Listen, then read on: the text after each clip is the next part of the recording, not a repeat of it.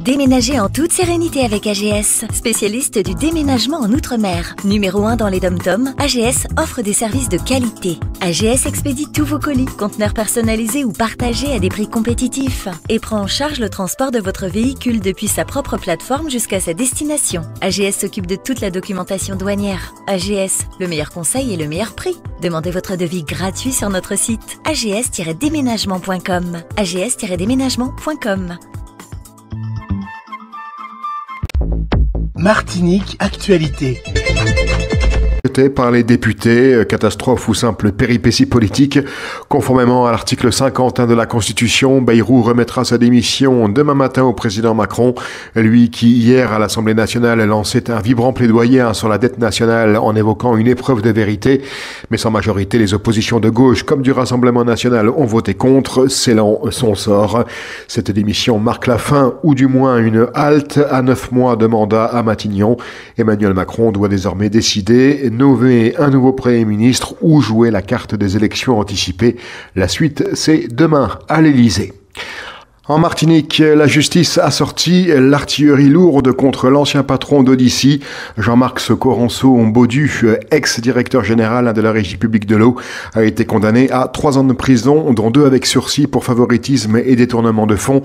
Problème, le principal intéressé brille toujours par son absence. Résultat, un mandat d'arrêt vient d'être lancé contre lui. La note est salée, plus de 90 000 euros d'amende et surtout 1 800 000 euros de dommages et intérêts à verser. Ajoutez à cela 5 ans d'interdiction de poste dans la fonction publique et l'addition devient carrément indigeste. Il n'est pas le seul à trinquer.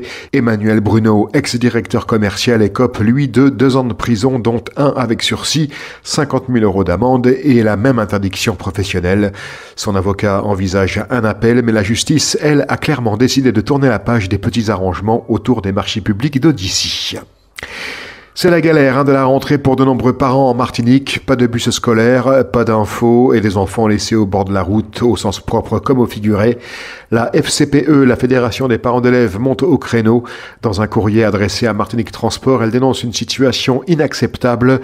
Jeudi et vendredi dernier, des centaines d'élèves, apprentis et étudiants se sont retrouvés sans solution pour rejoindre leurs établissements. Résultat, des familles obligées d'improviser en urgence. Et ce qui passe encore plus mal, c'est le silence radio. Aucune communication claire, ni des transports, ni des écoles.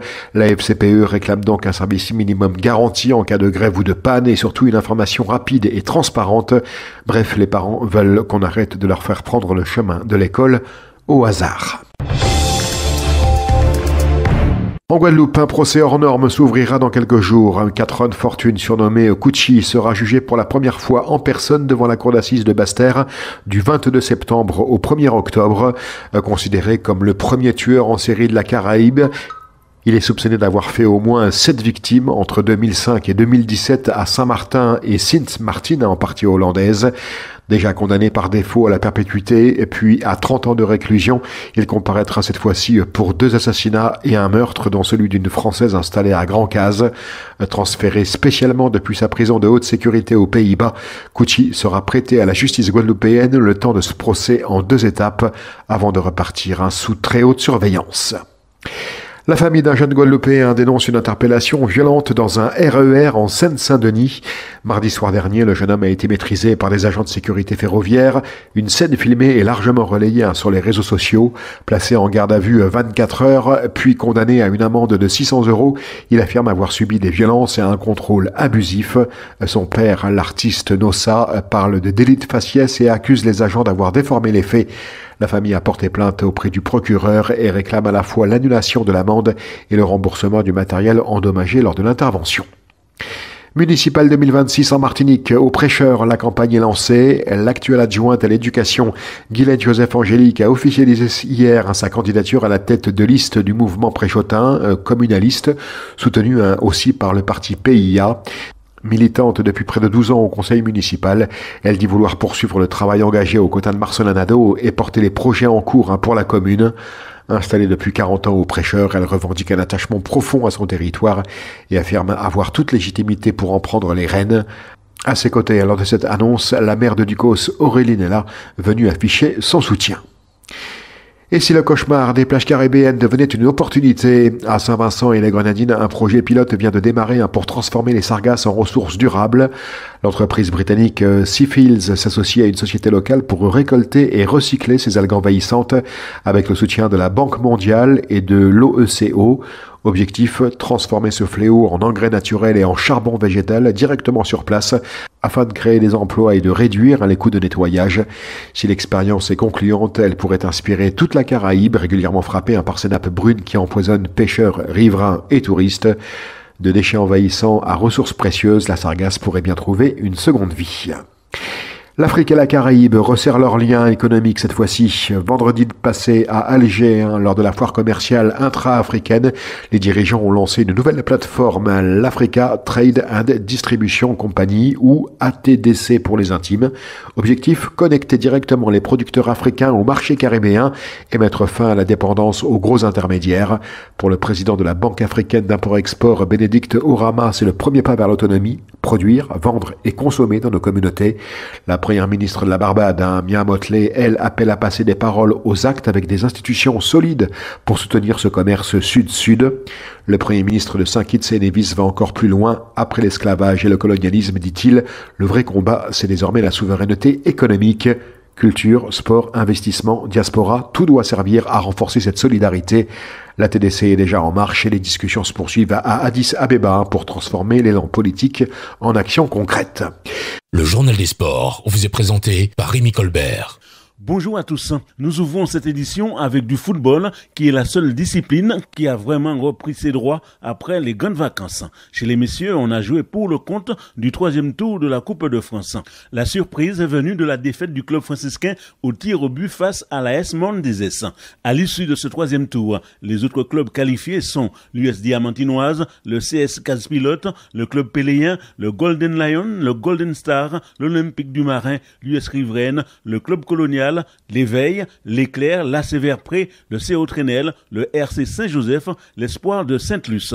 Après un match avec pas moins de 35 fautes, le RC Rivière-Pilote, équipe de R2, s'est imposé face à l'Aiglon au tir au but, 5 tirs à 4. Ce fut un match très compliqué d'après l'un des coachs du Racing, Jean-Victor Lavril. C'est vrai, match très compliqué, mais bon, ce soir, il nous fallait quand même rester concentrés contre une très belle équipe de l'Aiglon. C'est ce qu'on a fait. Et on a été mené, c'est vrai, vers la fin, mais on a su se remobiliser pour pouvoir égaliser et puis gagner au pénalty. C'était un petit peu compliqué dans la séance de tir au but, mais la victoire est belle. On sent que les garçons se cherchent encore.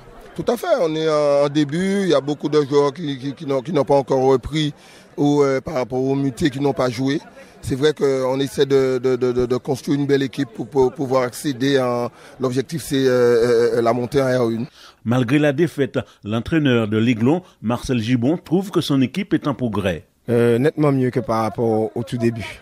C'était notre premier match, donc physiquement, c'est normal qu'on ait pêché vers la fin. Mais après, on va travailler pour que le nécessaire et le mieux soit fait. Non, mais on est en reconstruction, donc on n'envisage même pas encore de rejouer les premiers rôles. On va déjà envisager de se maintenir et après on verra, au fil et à mesure, on verra les choses. Là, vous êtes le nouvel entraîneur. Et comment vous trouvez cette équipe de l'Aiglon? Je vais garder ça pour moi, puisque le linge sale se lave en famille et puis j'aime pas trop parler de mon équipe. Chez les féminines, on a joué le premier tour de la Coupe de France également. Compétition qui a connu une avalanche de buts. En effet, le club franciscain a battu l'AFC sur le score de 11 buts à 0 et les filles du Racing Club de Rivière-Pilote ont défait l'Espoir de Sainte-Luce 9 à 0. Ce fut un beau match pour démarrer la saison d'après le coach pilotin Hervé Gervais. Effectivement, un beau match pour démarrer la saison. Donc, déjà, on remercie l'Espoir. Elles étaient 12. En tout cas, elles sont tenues jusqu'au bout. Donc, on les félicite déjà pour ça. On a fait une bonne entrée. Il y avait pas mal de jeux, ce que je recherche. Donc, ça promet pour l'avenir. De son côté, l'Espoir n'avait qu'une seule remplaçante. L'un de ses coachs, Slayton Largène, nous en donne les raisons. On n'avait pas beaucoup de bancs. On n'avait qu'un seul remplacement. Puisqu'on a eu des blessés la semaine dernière sur le match contre l'Assaut.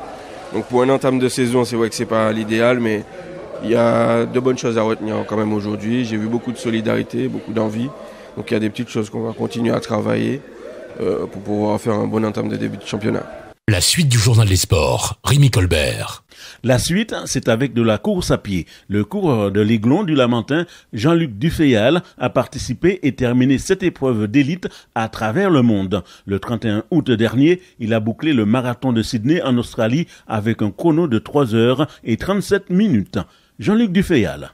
Nous venons de Sydney du marathon World Major Marathon. Donc, c'est une organisation, en quelque sorte, le grand chelem des marathons, des plus grands marathons du monde. En fait, il y en avait 6 et le 7e a été rajouté, qui est celui de Sydney. Donc voilà, c'est pour cela que nous avons fait la route jusqu'en Australie pour cela. Il me fallait la 7e, c'est chose faite. Jean-Luc Dufayal était accompagné de 4 autres marathoniens. Il s'agit de Yanis Thomasin, Guy-Albert Bernard, Jean-François Flaise et de Patrick Ouansanga. On termine avec de la pétanque. Les différents championnats de Martinique ont débuté hier et le vice-président du comité régional, Michel Marie-Jeanne, nous éclaire sur l'ouverture de la saison. Nous jouerons la première journée du championnat de clubs qui englobe 4 groupes élites et 4 groupes honneurs. Donc en élite, nous avons les groupes A, B, C et D. Et en honneur, nous avons E, F, G et H. Ce championnat va durer combien de temps? Donc ce championnat va aller jusqu'à peu près jusqu'à fin octobre. Et après début novembre, courant novembre, nous aurons la poule des As qui va recouvrir les quarts de finale, demi-finale et finale. Il y a un classement par groupe? Oui, il y a tout à fait un classement par groupe. Donc, partant du principe qu'un match gagné, c'est 3 points, 2 points, un match nul et 1 point pour les défaites. Outremernews.fr, le site de l'actualité Outre-mer, 24 heures sur 24 et 7 jours sur 7. Retrouvez la chaîne Outremer News sur YouTube.